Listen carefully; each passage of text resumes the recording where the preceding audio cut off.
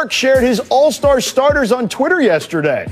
Vince is going to tell us if he buys what Kendrick is selling, with his all-star picks. But first, we begin today's show with my hometown Miami Heat, and it has not gone well for Eric Spoelstra's squad. Miami blew an 18-point lead last night to the Clippers, who didn't have Paul George and Kawhi. This all in front of the fans, who were sniffed by dogs that we mentioned earlier. And again, it was their fifth straight loss for Miami. And after the game, Tyler Hero said, this group is good in the locker room. We're just going to figure it out soon. A big part of the problem is the absence of Jimmy Butler. For 10 straight games, he's been out due to COVID-19 protocols. We saw a much slimmer version of Jimmy on the sidelines Wednesday night. His status is unclear for Saturday's game against the Kings. So the Heat currently rank near the bottom of the league in win percentage, offensive efficiency, three-point field goal percentage, and dead last in rebounds per game. So, Vince, I'll ask you, how worried should Heat fans be right now about their squad? I honestly think it's some concern. Obviously, their fearless leader in Jimmy Butler, not there, looking slimmer than ever. And it's about, first and foremost, it's about making sure that Jimmy is okay, he's safe, and he's able to get himself back into game shape and get back on the floor because, he brings a lot to the table for the Miami Heat. His voice, his play, his effort on the court. So, but right now they just have to hold the fort down until he gets back. And yeah, it's a concern when you have an opportunity against a Clippers team that's missing their superstars, both of them, and you have a double-digit lead, and it falls apart. That is a concern because they pride themselves on their defensive culture and the atmosphere and just closing games and being able to take care of business, and it's not getting done right now. So hopefully Jimmy gets better, get back on the court for them, and they can go back to their winning ways. Perk, what about those guys from the 305? I know you were big on them last year. What are you seeing from them right now? Well, unfortunately, George, the goons from Dade County has been affected by injuries and the COVID protocol, and it sucks. But here's the thing: the Heat are in trouble right now because the East is stronger. It's no more of this weak Eastern Conference. To me, the East is just as equal as the Western Conference, and you have a lot of teams right now like the Pacers, the Hawks, the Orlando Magic. The Cleveland Cavaliers that are getting better. Even the Knicks. So to be 6 games under 500 right now at this point and not playing really good basketball, inspiring basketball, and have to play catch up in this strong Eastern Conference is just not good right now, George. And it's sorry to say, but the Heat are in trouble. They got to pray because it's first 48 right now. Yeah, I don't think there's any question about it, Perk, when you think about it. Look, the Jimmy situation is big. I don't think there's any doubt about it. I thought Vince nailed that. And look, I'm not going to act like I'm a doctor or I even know anything, but I do think that considering he's been out this long, it probably shows you how serious the COVID situation was within the Miami Heat organization. They have dealt with injuries. I think they've only played maybe half their games with at least 8 players. That's a big problem, right? Like when you're fielding a team with a bunch of G League guys, I don't care how good Eric Spoelstra is, I don't care how good Bam has been, and they've both been great thus far this season. That's a big problem to overcome. Like, it's a challenge. I do think that we've seen this team, though, when their back is against the wall. If they can get right, I still feel like they can be one of those teams that can sneak in to the play-in situation or maybe even to that 8th or 7th spot in the East.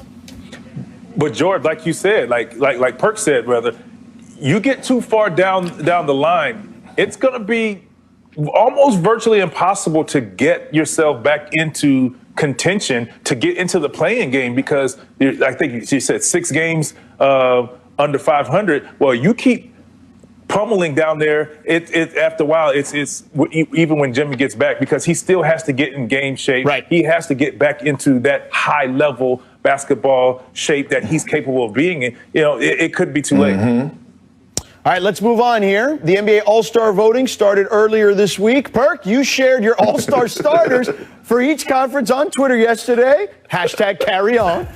Take us through your selections, starting out west. What do we got here? Well, first of all, you know you got LeBron James, right? I mean, think about it. He's playing at an extremely high level, at an MVP type level, so that was a no-brainer. You look at Stephen Curry, a guy that probably if he wasn't playing with the Warriors, they probably would not have won the game this season. So almost averaging 30 points a game. Look at what Dame Lillard is doing, being the Dame Dollar that we know, putting up almost 30 points a night. And then you talk about Big Jokic, the Joker.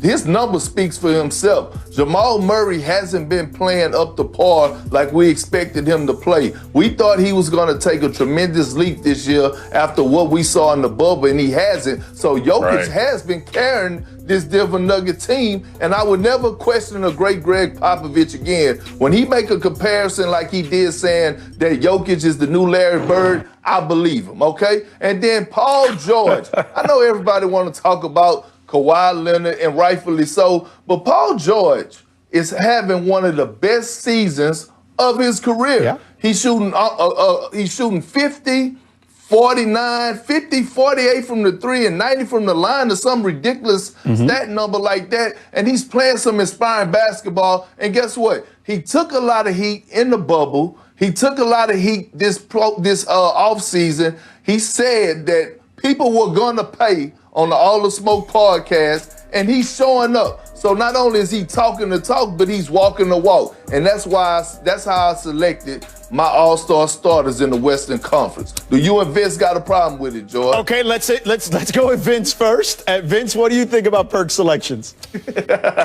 I like the selection. There's only one person that is kind of question, if you would, and it's Paul George, and everything you saying is 1,000% correct. But what about that guy in Dallas by the name of Luka Doncic? He's almost having a triple-double, doing what he needs to do, and I just feel like he is playing great basketball, and he's improving and getting better as well. Right. He's played more games and has a better average as well. But it's one of those things. It's just, either you like this way or you like it that way. I just think Luka Doncic is playing at an all-star level. Yes, he was already in the running for MVP coming into the season, and he's living up to it. He's playing some great basketball as well. Well, George, I hear you saying right. Do you second that? Well, no, I think that Luka is in the conversation. I probably wouldn't put him over any of those guys that you have at the moment. But the one guy, if I had to think of one guy that I think was also omitted on that list, and I don't have a big problem with your list, but Spider Mitchell, Donovan Mitchell has been fantastic. He's on the #1 team in the Western Conference. I know this may be blasphemous because I think Steph Curry is a transformational, transcendent talent. But if we're talking about this particular season, okay, I may put Donovan Mitchell in there ahead of Steph this particular season. But I ain't going to fight you on it. Well, first of all, I would never fight you because you'd kill me. But number two, but number two, I wouldn't fight you on it because it's just close to me. Like, I mean, if you went with Steph, I ain't going to argue too much. Yeah. Okay, well, let me say this, George, and you have a great point.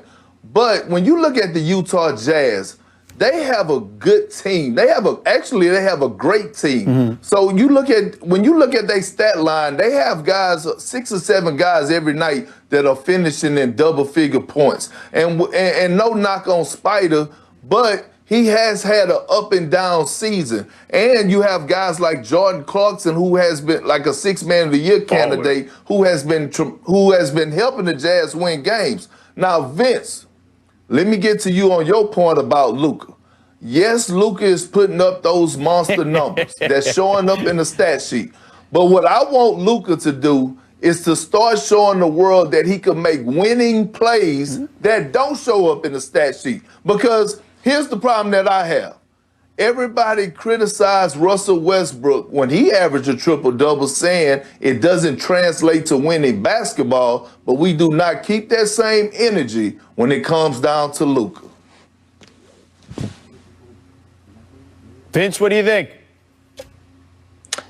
I'm going to say this. I think without Luka on the floor, though, Dallas, why I felt like he's playing basketball, and I agree with you. If he continues the killer instinct and mentality, and to prove that, he can lead their team, good things can happen. But like I say, you take him off, like you mentioned with Donovan Mitchell. The games that he hasn't played, they're still winning. I think if Luka's not in the game or not playing for them or missing games, Dallas doesn't win. Yeah, no, that's a fair point. I mean, he is a one-man band in a lot of cases there with the Dallas Mavericks. Well, they're not. The Dallas Mavericks not in the playoffs right now. They're not. DC and George, they're not winning. No, I agree. But where would they be if he wasn't playing? Right, they'd probably be the worst team, arguably, in the conference for sure. So, all right, let's do this. We're going to talk about the East on the other side. We're gonna push that back a little bit. We'll go over Perk's Eastern Conference starters a little bit later. But first, we have some sad news to report here. Legendary Temple University head coach John Chaney has passed away just 1 week after his 89th birthday. Chaney led the Owls to the NCAA tournament 17 times in his tenure with the team, including 5 appearances in the Elite Eight. As we look at some of Chaney's accomplishments, Vince, what's your reaction to hearing the passing of Coach Chaney? It's sad. It's tough. Another legend yet gone again. And his energy and what he's done for Temple University, he's a legend and he will be missed. I think of, I cannot remember, I was asking off air who he was getting in the fight with, but he would do anything for his team. And, I was recruited. I've gotten the opportunity to talk with him and his knowledge of the game. He makes you feel comfortable, his love for people, and people gravitate to him. So it's just sad to see him go. Absolutely. I mean, one of the most genuine human beings I ever met, especially in high school when he was recruiting me and he came down to Old Country, Beaumont, Texas. I mean, just the nicest guy in the world, but straightforward.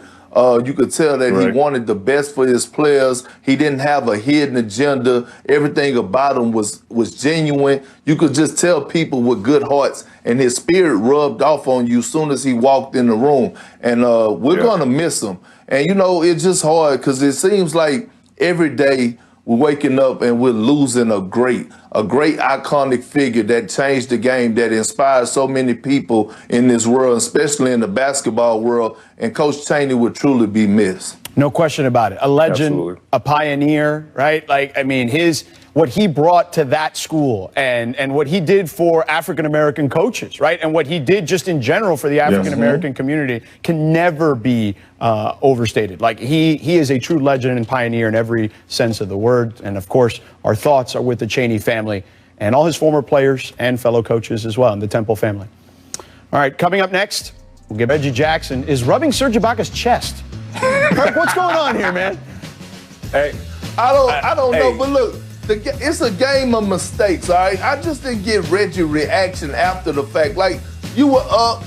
Probably, yes, you got a tech and cost you some free throws, but it looked like he was ready to have an emotional breakdown. Relax, young fella. He needed some support. By the way, that clip of Michael Beasley rubbing his teammate, I believe it was Anthony Tolliver's knee. Top 5 you can't run that enough for me. It is the Michael Beasley clip, which I love the most.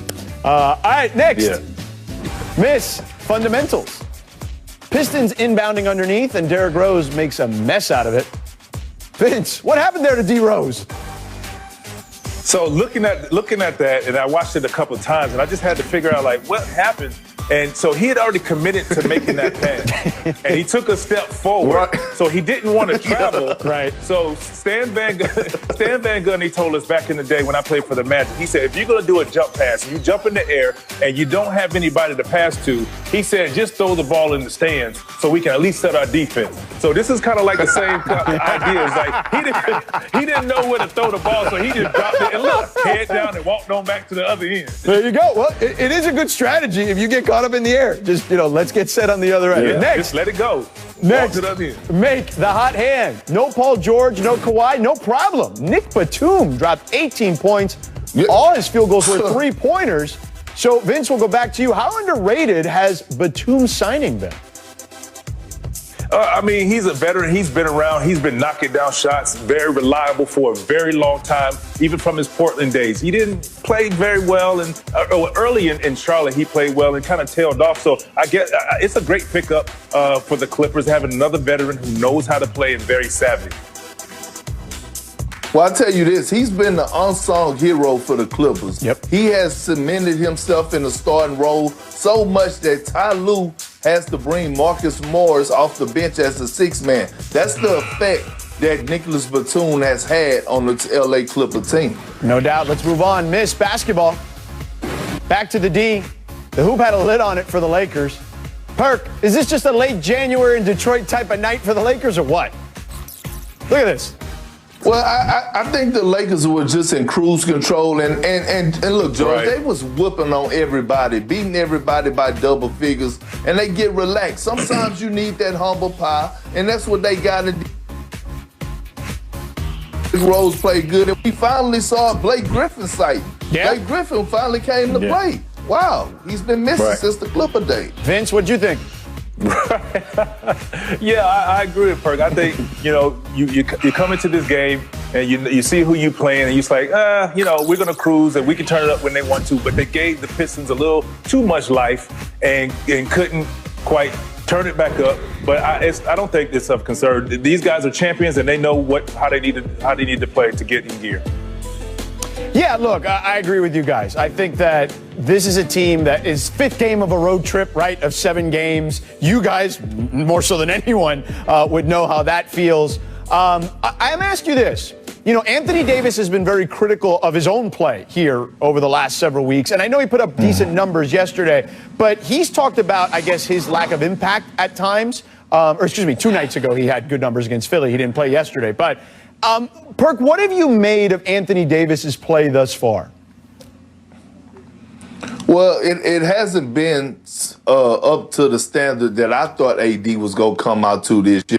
Now, he's still a guy that's going to give you 22 points a game because he's just that talented. But I actually had Anthony Davis winning the MVP this season in my preseason pick, and he's been disappointing me. But, I think right now what Anthony Davis is doing and what the Lakers are doing, he has a couple of nicks and bruises, and they're making sure that he's healthy with a shortened offseason, that he could remain healthy throughout the course of the season. And it looks like we lost Perk. To make sure. No, you're there. You're there. That's my bad, Perk. It's all good. Let's do this. I'm right here, George. I ain't going nowhere. Okay, cool. I'm here with you. I'm here with you. Here, let's do this. Speaking of Anthony Davis, after the break, our fearless leader, Rachel Nichols, she sat down with Anthony Davis ahead of the big in for our fearless leader, Rachel Nichols, and ahead of the Lakers game on Saturday night primetime against the Celtics. Rachel sat down with Lakers superstar Anthony Davis to discuss winning his first title, the difficulty of trying to repeat as champs, the new look Brooklyn Nets, and much more. Let's take a look.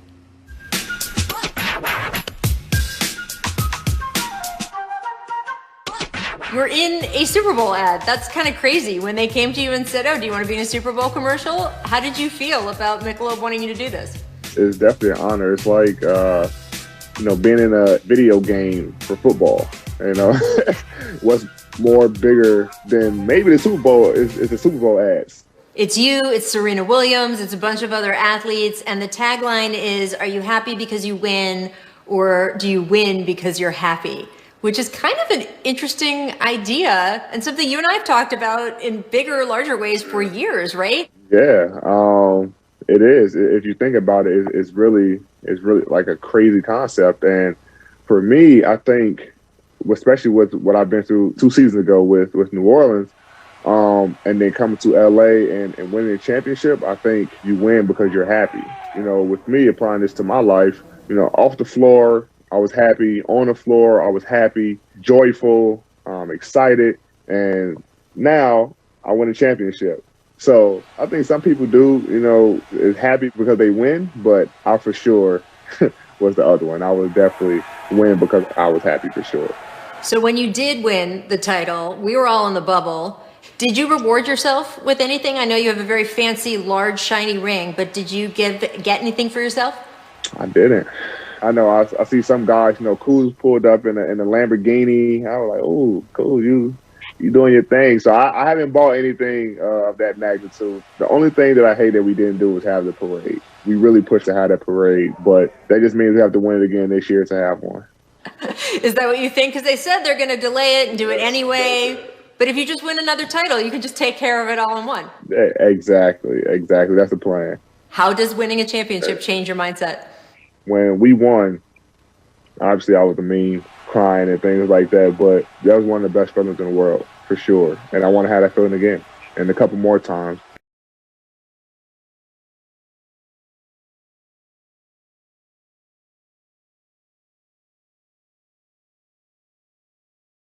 That was so funny when the PlayStation 5s and stuff was coming out and the Xboxes. When your girl walk in and buy you a PS5, and it was me sitting there crying. Oh, it was hilarious. They had them for everything. There was also the one of you peeking around the door when we were in the bubble. Yeah. That one too. That was a good one. Man, I had a couple memes in the bubble, huh? Man. See? You're an internet star, Anthony Davis. What is hard about trying to repeat? You're gonna get everybody best shot. You're gonna get everybody wants to be the champions. That's the toughest part. And now you appreciate. And they just went in, they added players. But now, as a champion and you come out this year, you really appreciate, like, man, those guys, that was tough what they did.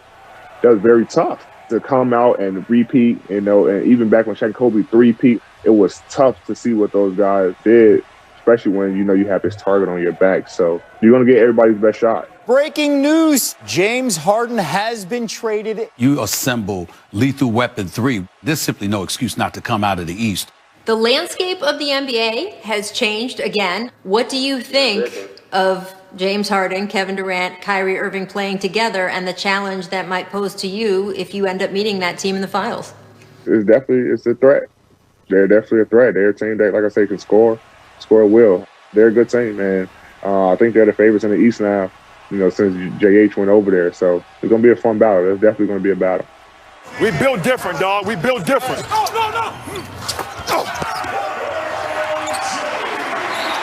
Why are you and LeBron so good together? We know that our relationship off the floor is going to help our relationship on the floor. Usually when your two main guys are not getting along, the team really isn't in good shape. And for us, we have two guys who really, really like being around each other and want the best for each other. So it makes everyone around us feel more comfortable and makes it easy for them to come talk to us or, be around us and hang with us, which helps our team camaraderie and help us get one step closer to our goal. I wanted to ask you, too, how winning may have made you feel more connected to Kobe. The idea that you won in that same uniform, and in fact, you won on a title run where you guys wore the special Mamba uniforms. And you took the words right out of my mouth, Rachel. The Mamba jerseys made me feel so connected to him. The game winner against Denver, I yelled Kobe. And it wasn't even intentional. It just happened. It was just like, I guess it was the jerseys. And then now forever, no matter what happens, 100, 200, 300, 400 years from now, my name and Kobe's name will be connected as far as championships. Obviously, I have a long way to go to catch him, but I'm 4 behind now. And my name will always be tied to the Lakers organization as far as winning a championship, and so will his. All right, thanks to AD and Rachel for that interview. I'm George Sedano, still here with Kendrick Perkins and Vince Carter. And we're now joined by our senior writer, host of the Low Post podcast, Zach Lowe. Zach, welcome aboard. So, Zach, earlier in the show, we were talking about Perk's West All-Star starters. Now it's time for his East lineup that he posted on Twitter. We're going to debate here in a little bit. He's got Kyrie Irving, Jaylen Brown, Giannis, KD, and Joel Embiid. So, Zach, we'll start with you. Do you agree with these picks? I'm 80% there with Perk, and the one switch I would make is Bradley Beal, the leading scorer in the entire NBA, in for Kyrie Irving, who left his team for 8 games or whatever it ended up being. And look, I know what Perk's going to say. I know what he's going to say. The Wizards stink. The Wizards are losing. How can we reward losing? The Wizards, who have half a team, are almost dead even in scoring margin with Bradley Beal on the floor. They're like minus 1.5 per 100 possessions. When you consider who Bradley Beal is playing with, that is a pretty damn impressive feat by Bradley Beal. Off the court, they're like minus a million when Bradley Beal doesn't play. So I'm going to set the record aside and reward Bradley Beal for his individual play and put him in his starting 5. Otherwise, Perk, I'm with you. Great job. VC? I'm the same thing. I'm with you outside of Bradley Beal, and the only reason outside of what you just said, Zach, is for the last couple of years, there's been a couple of all-stars that's gotten in on bad teams.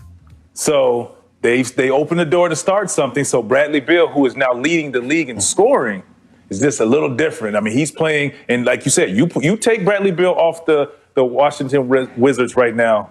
Where are they? 0 wins, 0 wins, and they don't come close. So outside of that, and the only reason I say that because Kyrie hasn't played. He's still playing at a high level, but he hasn't played as many games.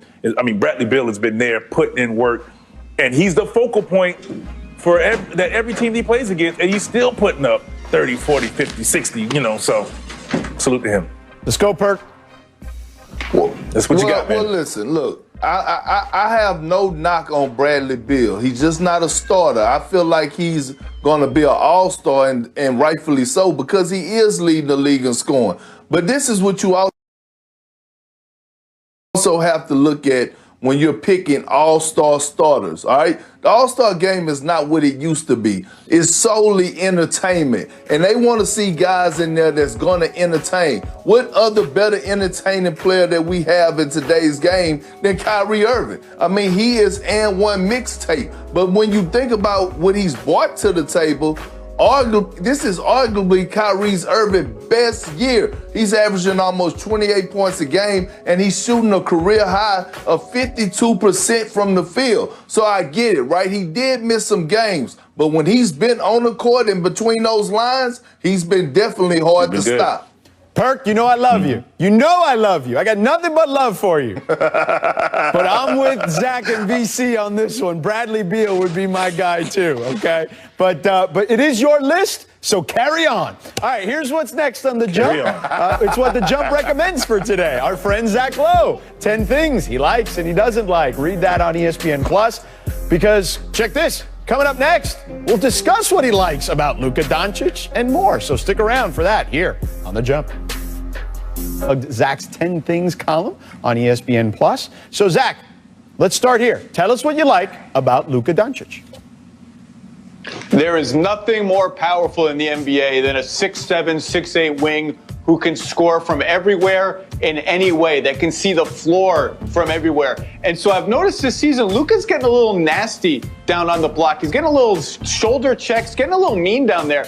And I really like that because in the playoffs, even if you're a LeBron James, you need every tool in the toolbox to beat the best defense, because you're going to see switches, you're going to see mismatches, and if you can't punish smaller guys in the post, your team's going to suffer. But Luka, he's getting a little nasty down there, and you guys know he might be the best passer in the league, certainly top 3. If you double him on the block with 4 shooters around him, forget about it, it's over. So we know he can score on the pick and roll. We know he's going to shoot step-back threes. If he adds a post-up game on mismatches, it's a problem. Well, I agree, and he is getting nasty on the low block, Zach, and I think it was a learning experience for him last year in the bubble when he played against the Clippers, that he needed to have that edge. But I'm going to say this, though, Zach. When are we going to start holding Luka accountable on the defensive end? When we going to start holding him accountable for us making winning plays that don't show up in the stat sheets? We watch a lot of stars. You could go from top to bottom, from Giannis to LeBron James to Kawhi Leonard, guys that are diving on the floor for loose balls, taking charges, chase down blocks, anchoring the defense, doing those type of things. When are we going to see that out of Luka? I think that's the next step that he has to take for us being a superstar player and converting those historical numbers into big wins. I think he saw those post moves from the Perk tape from back in the day that we've been running here on The Jump, and maybe that's where he got those moves. All right, so Zach. Perk was nasty. Yeah, so there you go. He's dropped that shoulder. He knows where it's coming from. All right, so Zach, tell us what you like. What you like? I'm sure you did. Zach, tell us what you like about Jaylen Brown. Jaylen Brown, my God, you can tell that this guy has put in the work. He's not just shooting jumpers. He's not just running rinse sprints. Look at his footwork, jab steps, step backs, little Smitty fake spins. You can tell this guy has been in the lab breaking down every move into 5 or 6 mini moves. So when he's got you on an island, he's got so much footwork. It's almost, I don't want to go this far, but it's almost Kobe-esque. And look, everyone says the mid-range shot is dead. The mid-range shot is not what anyone wants. You guys know to win a championship, you need 1 or 2 guys who, when the defense is taken away, everything else can go into the mid-range and get a decent shot. And Jaylen Brown's footwork has been unbelievable. The guy's averaging 27 a game. He might be in the most improved player conversation. Right now, to me, he is the most improved player. And I tell you, we saw an athlete who's now grown into a player, a two-way player. He's getting it done on both ends. And yes, his footwork, his ball handling, his confidence is really shining through right now. And I tell you what, like when you put the work in and you see the results and you're benefiting from that. Like his points per game the average is going up. And now you're seeing, oh man, this is what I worked on in the summer and I'm able to pull this move off, because sometimes you can work on a move. You know this too. You can go work on a move and it's good when you're in slow motion, but when you're going against an elite defender and it's not quite working, you kind of scrap that. So you can just see the confidence in his game and in his bop and the way he just moves around the court. And he can score at any level, at any time, on anyone. All right, and last but not least, Zach. Preach. Zach, what do you like about the new look Rockets? I just think the Rockets have all these NBA characters. It's like NBA Mad Libs come to life. There's John Wall, DeMarcus Cousins, Eric Gordon's doing stuff. Oh, Victor Oladipo's there. Number one, they're playing super hard. They're number 1 in defense since the James Harden trade. Let me repeat that. The Houston Rockets have the best defense in the NBA in the last 8 to 10 games. That's ridiculous. And John Wall, I'm so happy for John Wall because he was one of my absolute favorite players to watch in the NBA when he was healthy. A woefully underrated passer. The guy is a visionary passer. He made corner threes a thing in Washington. He conjured them from nothing with his passing. And every night we are seeing flashes, and sometimes more than flashes, entire quarters, halves, of vintage John Wall streaking up the floor, lefty dunks, hitting people for corner threes. It's been wonderful to see, and I really hope it keeps up. Look, it's crazy how the transformation went from ISO ball to team ball. Not only are they playing great defense and being tied on the string, you see guys helping the helper, guys fighting to get over screens, guys talking and communicating on the defensive end. Offensively, it's player movement, it's ball movement, it's fun to watch. As a former player, that's a team that I could point at and say, I want to be a part of that team. John Wall is having fun.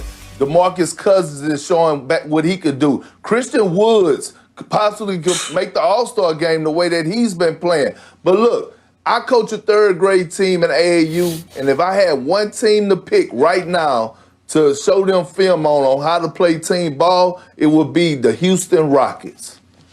Wow. He said it. And I also, that's saying something, but I also think Christian Wood is in the run for most improved as well, because he's playing lights out. And I think, the new coaching staff and everybody coming in is just giving these guys new life. They want to show that they still deserve to be in this league. They, meaning John Wall as well as DeMarcus Cousins. And this is a great opportunity for Christian Wood to show what he really can do. Because we didn't, you saw flashes in Detroit. Now you're really seeing Christian Wood flourish into like I said, a legit player, possibly an all-star. So I think ball movement, player movement, and having packages for each player. At some point, you want to highlight DeMarcus Cousins in pick and roll and in the post and give John Wall sometimes to have isolation moves or putting those two into position to succeed, because that's a tough cover. And they're getting that opportunity. They've bought into what is being sold to them, and that's